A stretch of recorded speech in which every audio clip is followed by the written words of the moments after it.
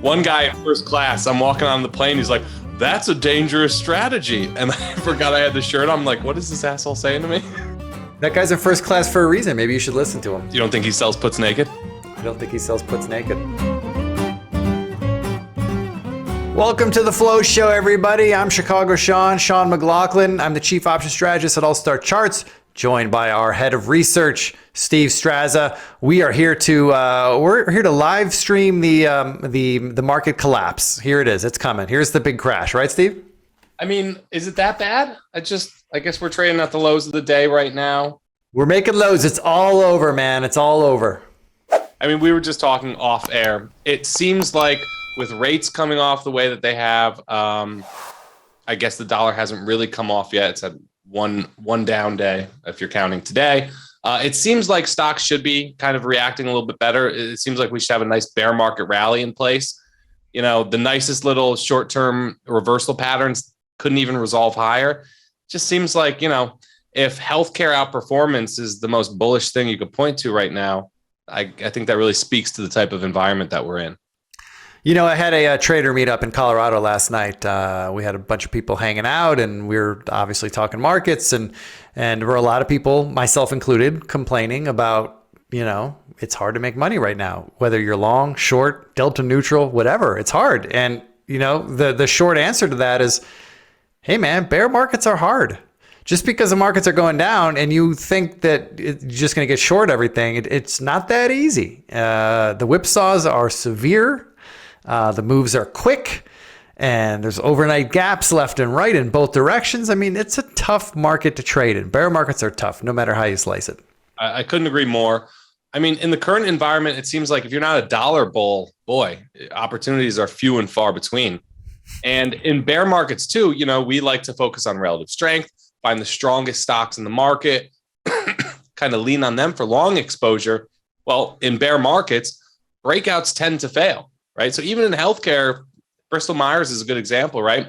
Of a stock that was breaking out a week or two ago, failed. So even the strongest stocks, the best looking setups, you know, it's hit or miss in terms of whether or not those resolutions are actually materializing to the upside. So totally. Well, Brandon, put my screen up if it's not up already. I mean, I'm tongue in cheek, but I mean, if you see on my screen here, upper left corner, I got an intraday chart of the S&P SPY. I mean, we're just like in the last 5 minutes here, just really starting to pick up steam on the downside. It's feeling slippery out there. Yeah. Did something happen? Or the indexes are trading on the lows of the day. Yeah.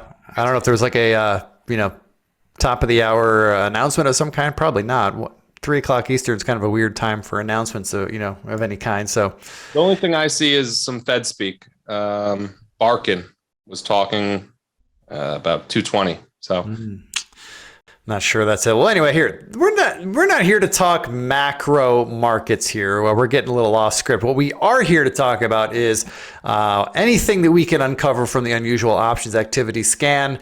See if there's something that's tradable or something that can steer us in some good directions here. So, Strazza, you put this together this week. What's standing out on this week's unusual options activity report? Right. So we have defensive stocks, growth stocks, value stocks, really cyclical stocks, right? I would argue defensive stocks are offering the best setups right now. The list this week is a bit frustrating in that sense, whereas utilities, one of the better looking sectors right now, is actually bearish flow in utilities, right? So there's nothing defensive that kind of stood out from a bullish perspective on this list this week. Then when we look at growth, we do have some ARKy stuff. Snap, Hood, Pinterest is on here. Yep. But the problem with these stocks is, I think it was Snapchat I was looking at. Nice little island reversal there. Hasn't completed, hasn't resolved higher. Sure, this is the type of formation where you can get a really fast move in Snapchat. I don't have the chart here. But I've got it up on my screen. Too much. You got it pulled up? Yep. And then, so we also had cyclicals, right? So Freeport-McMoRan and U.S. Steel. The problem with cyclicals right now is that they were our leaders. I brought along both of those charts, though. Look at Freeport-McMoRan. Back in April, there weren't many better looking charts. Right now, I would rather be selling this than buying this. Absolutely. That definitely looks like a sell right there. Right. And this is US Steel, another, major name in the material space. Similar setup here, failed to hold those new highs, failed miserably. Now it's making new 52-week lows and kind of establishing a little kind of coil here at the lower bounds of this range. So I think you kind of want to stay away from those former leaders. So nothing really stood out too much. Like I said, Snapchat, probably the biggest, but you would have to buy that one on strength. Another 2 points higher from here, which is about 8%. Mm-hmm. Well, the Snapchat trade, I mean, I'm looking at this chart now. It kind of harkens back to the idea we had on Zoom a while back, where things just beaten up so bad. Seems to be maybe finding a bottom and basing, but man, there's just no urgency to push this higher. At least that's what we've seen in Zoom. I feel like Snap may be kind of the same situation here. We've got implied volatility. If you see on my screen, we got implied volatility up near the upper bounds of where it's been over the past year. No surprise. I'm pretty sure we've got earnings coming up very soon here in Snap, maybe in a week or so. So I don't know, man. What's the options flow saying? Are people buying calls in that? They were buying the July 22nd. So, they're going out 1 week. July 22nd, 15 calls. What's the earnings date? Do you have that available? I do.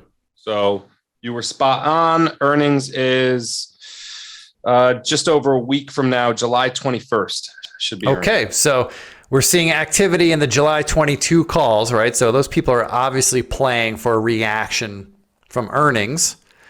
Now, are they making a speculative bet or are they hedging their short position? We don't really know. That's the big piece of the puzzle we're missing. Yep. So, I mean, listen, I don't think there's much to do here. You have to get pretty cute and be pretty comfortable with getting really cute to trade some of these counter trend setups, some of these growthier names.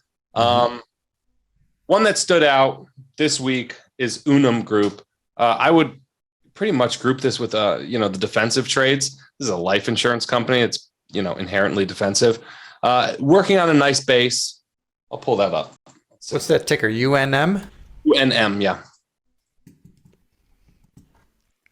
So look, there's still a little bit of work to do, but it's the right area. Let's see. Let's talk about this base. Okay. Here you go. You can draw this in a number of ways.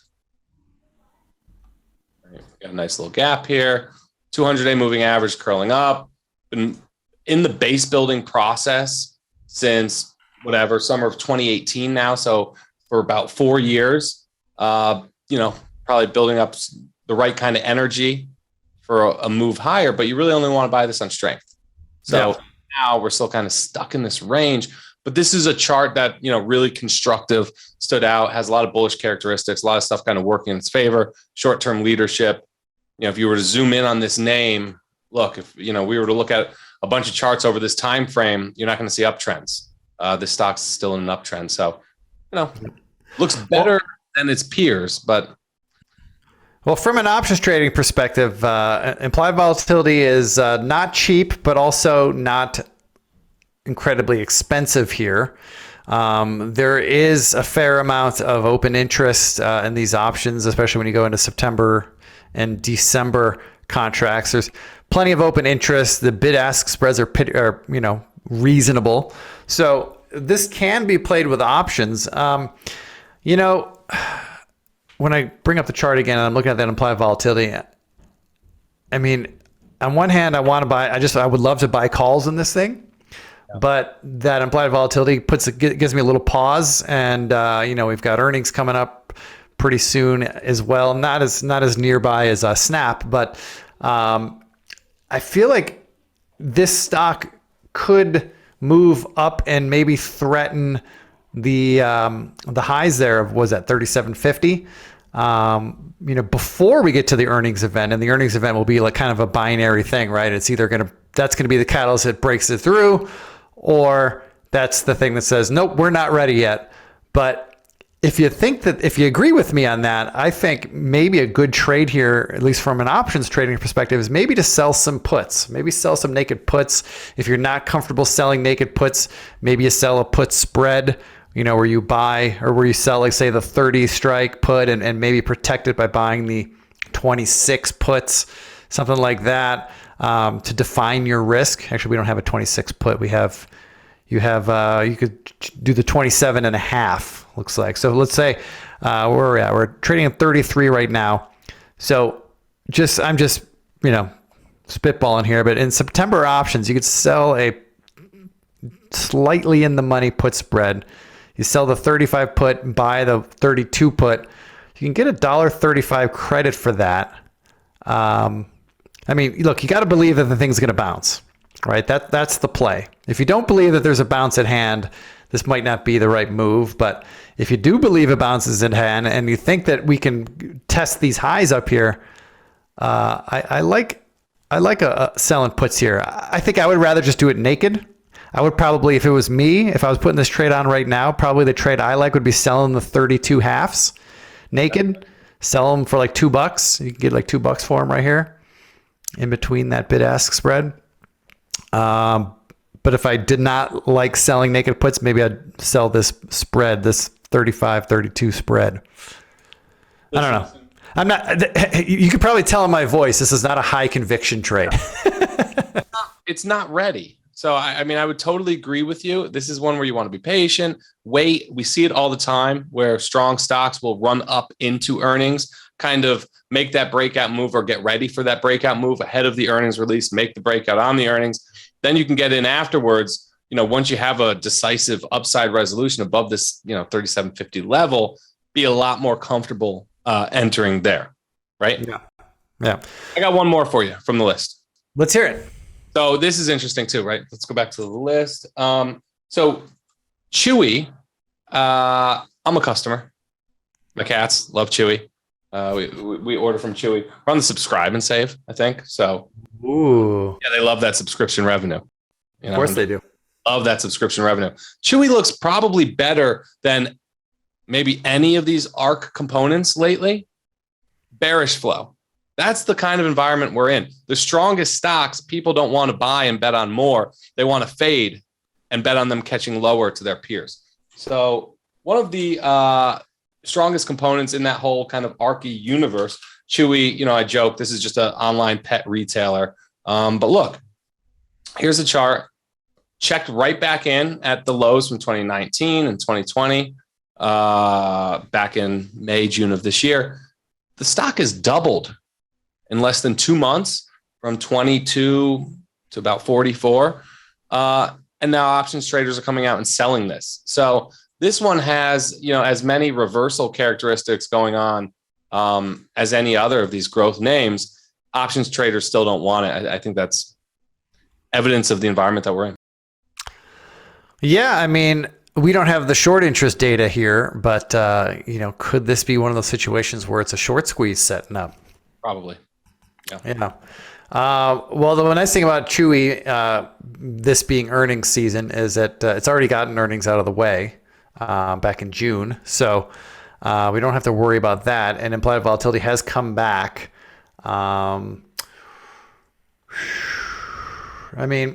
If you think it can go higher from here, what's a reasonable price target, you think? Where's the next level of resistance? Around 55, do you think? It's hard. A chart like this, I could easily argue needs more basing. Yeah. And next level, look at like pivot lows from last fall, 6150 maybe. Okay. I got to be honest, Strazza. You and I sometimes like to fade the options players, but I feel like maybe they're onto something here. The bearish flow, maybe those bearish flow traders are all technical analysts, and they're looking at this same chart that you're looking at. Yeah, look, this thing's had a nice run. Like I said, up 100% in less than 2 months, while other growth stocks just can't get it together.